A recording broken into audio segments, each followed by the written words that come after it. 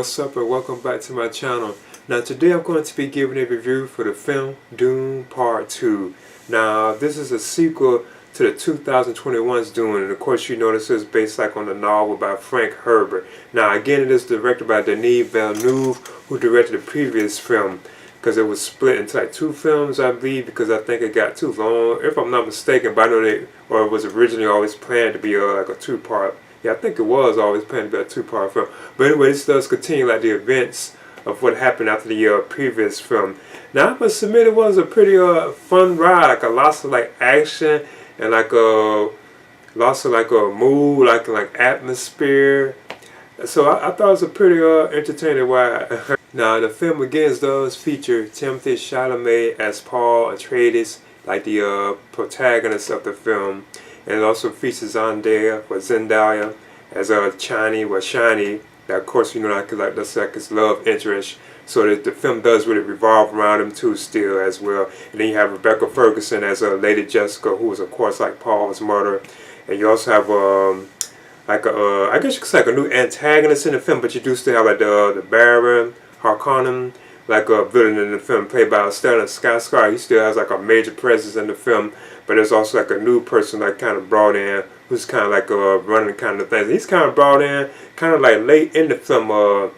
I think Faye Roth, I think that's how you pronounce it. And he's the nephew, or the youngest nephew of the Baron. So he in turn really is kind of the main, I guess you could say, antagonist of the villain, where it does kind of focus on him a lot. But he kind of came into the film, looks like it was kind of about halfway before he really started showing up and doing his thing. But when he does show up, his presence is fair, because he's ruthless and evil. He'll kill some of his own servants just to make a point. And I did think that he looked cool, and he's played by Austin Butler too as well. So I guess when you look at the film, I think he's kind of part of the main antagonist, even though he still have the Baron, or the Baron in the film. Now you also have Christopher Walken in the film. He plays I think it's Shaddam 4, if I'm not mistaken, the Emperor.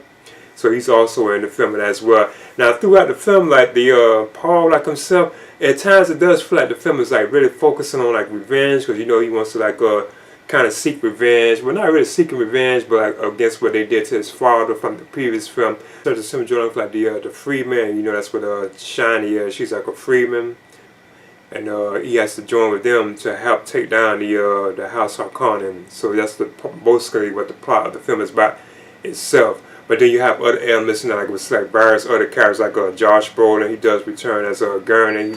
So he is back in the film from the previous film. And then you also have other people Javier Bardem as I think his name is Stilgar, and he's the leader of the Freedmen tribe, you know.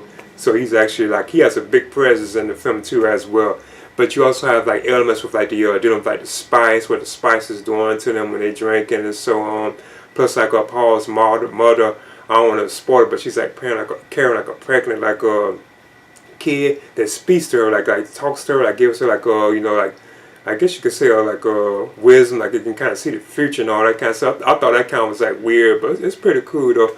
But the sandworm scenes where they learn how to ride the sandworms to get across the desert and so on, I thought it was pretty cool as well, because they put these things in the ground that thump the ground with her and jaws out the sandworms, and they get their I forget what you call them, you know, where they can climb onto them, because they take their whole clan, the Freedmans or whatever, they can ride the whole clan and ride on the sandworms to go do whatever they have to do. So I thought that was pretty cool. But there are also a lot of attack battles in the film too as well. I thought were kind of off, but it was kind of cool seeing them knock out various different spaceships or high-tech military vehicles and so on. They'll ambush them and take them on out. So I thought stuff like that was kind of awesome looking, the visuals and so on, the futuristic look of everything.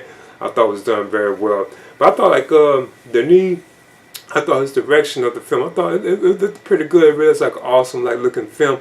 The mood and atmosphere of it is just cool. You don't really see them going into space too much, because at times you see them floating around the planets and so on and everything like that.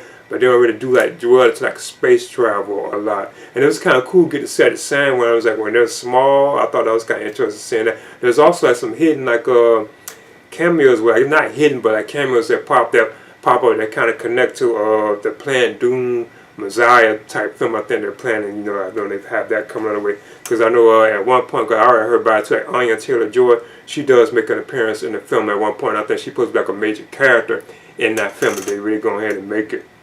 You also have Rebecca Ferguson. I think I had mentioned her.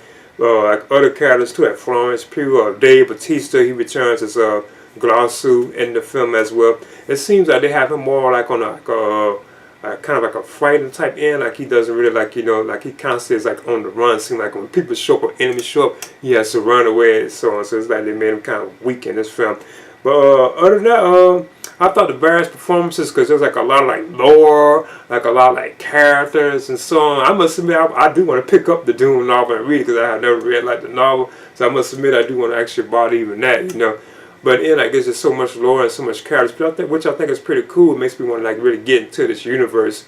That it kind of came that overwhelming.